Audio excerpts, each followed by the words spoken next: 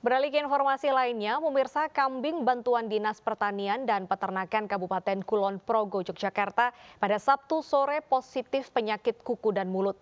Sementara belasan hewan lainnya diisolasi sejak kedatangannya ke rumah warga.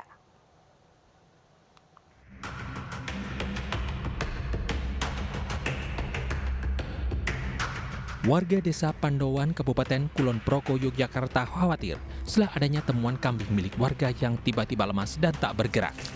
Kambing merupakan hewan bantuan dari Dinas Pertanian dan Peternakan yang diberikan sejak 27 April lalu, salah satunya di Pedukuhan Pandowan Galur. Dari belasan ekor kambing tersebut, satu di antaranya terdeteksi positif terpapar penyakit mulut dan kuku. Kambing tak makan hingga mengalami kelumpuhan. Kecewa. Kecewanya gimana itu? Ya kecewanya karena ini sakit, bawa virus. Jadi bisa menular ke hewan yang lain gitu. Khawatir ibu? Iya. Khawatir ibu? Iya. Khawatirnya? Saya pas datangnya juga saya nggak di rumah. Suami saya. Tapi kondisinya yang di rumah. sehat ibu? Pas sedang? Sehat tadinya. Kambing bantuan yang terjangkit PKM masih dijamin oleh dinas terkait. Temuan hewan yang terjangkit penyakit kuku dan mulut telah dilaporkan ke Dinas Pertanian dan Peternakan Kulon Progo. Saya sebagai ketua, kemudian saya lapor ke PPL pendamping kelompok, dari PPL pendamping kelompok lapor ke dokter hewan wilayah Galur. Hari Kamis pagi jam 7.15 kalau nggak salah itu dari BPP, kru BPP dan Puskesmas ke sini semua untuk mendeteksi itu. Ternyata ada gejala indikasi ke arah PMK. Kemudian dari Puskesmas dan BPP lapor ke Dinas Kabupaten. Agar tak menular ke hewan yang lainnya, 5 ekor sapi yang sebelumnya berada di satu area kandang diisolasi dan diberikan antibiotik dan kandangnya disemprot desinfektan. Dari Kabupaten Kulon Progo, Yogyakarta, Budi Utomo, iNews melaporkan. Dan untuk membahasnya sudah bergabung bersama kami dosen Sekolah Kedokteran Hewan dan Biomedis Institut Pertanian Bogor, Dr. Denny Widya Lukman. Selamat pagi, Dr. Denny. Selamat pagi, Ibu dan Bapak. Baik, Pagi, dokter, Bapak. terkait fenomena yang terjadi penyakit mulut dan kuku terhadap hewan ini dari analisa Anda seperti apa, dokter? Iya, terima kasih. Sebenarnya Indonesia sejak tahun 1990 ini sudah dinyatakan sebagai negara yang bebas penyakit mulut dan kuku tanpa vaksinasi oleh Badan Kesehatan Hewan Dunia. Nah, terjadinya kasus pada bulan April sampai saat ini adalah salah satu ya bencana non alam yang memang tidak mungkin kita bisa tolak.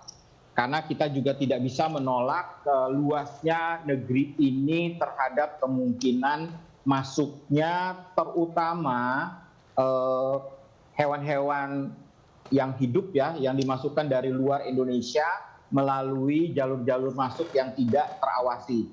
Ya, ini ada kemungkinan untuk lebih lanjutnya mungkin nanti bisa ditanyakan kepada Kementerian Pertanian untuk bagaimana hal ini bisa masuk. Tetapi yang saat ini yang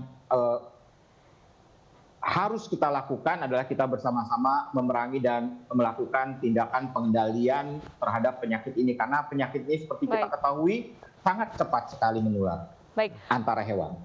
Dokter Denny, apakah benar hewan ternak yang sudah terjangkit penyakit PMK ini masih bisa dikonsumsi bagian tertentunya? Nah, ini bagian-bagian tertentu mana yang masih bisa dikonsumsi dan yang tidak boleh dikonsumsi?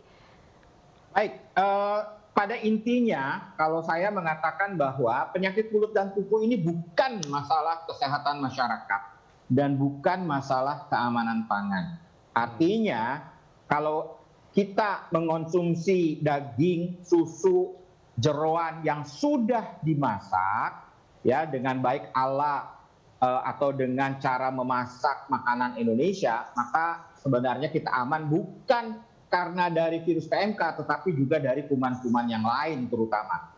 Yang menjadi masalah kalau misalnya saja ada hewan sakit, kemudian dipotong dan dagingnya atau jeroannya itu dibawa ke tempat-tempat lain, ada kemungkinan ceceran, misalnya potongan-potongan daging atau cairan ataupun bekas darah itu jatuh ke lingkungan dan dari lingkungan itu mengenai air dan air itu akan diminum atau mengenai rumput, kemudian air dan rumput tersebut akan dimakan oleh hewan-hewan rentan seperti sapi, kerbau, kambing, domba, bahkan juga babi akan tertular. Buat orangnya tidak masalah. Jadi bagian mana? Ya semua bagian dari hewan itu sebenarnya aman dikonsumsi. Tetapi yang saya tekankan di sini, kalau memang hewannya sakit, kalau bisa langsung untuk semua bahan-bahan itu harus kita bersihkan, kita desinfeksi atau kita suci hamakan, dan kalau bisa langsung dimasak supaya tidak menularkan ke lingkungan yang akan memungkinkan menular ke hewan lain. Baik, dokter, apakah ada ciri-ciri khusus yang mungkin bisa dikenali secara mudah, secara kasat mata oleh masyarakat jika memang hewan tersebut terjangkit penyakit ini, dok?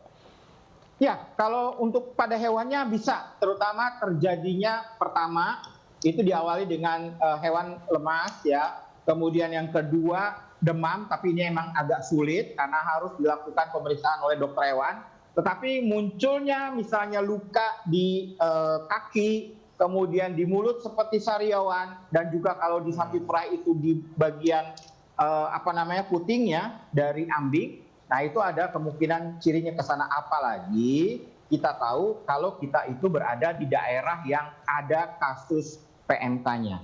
Atau mungkin hewan tersebut berasal dari daerah yang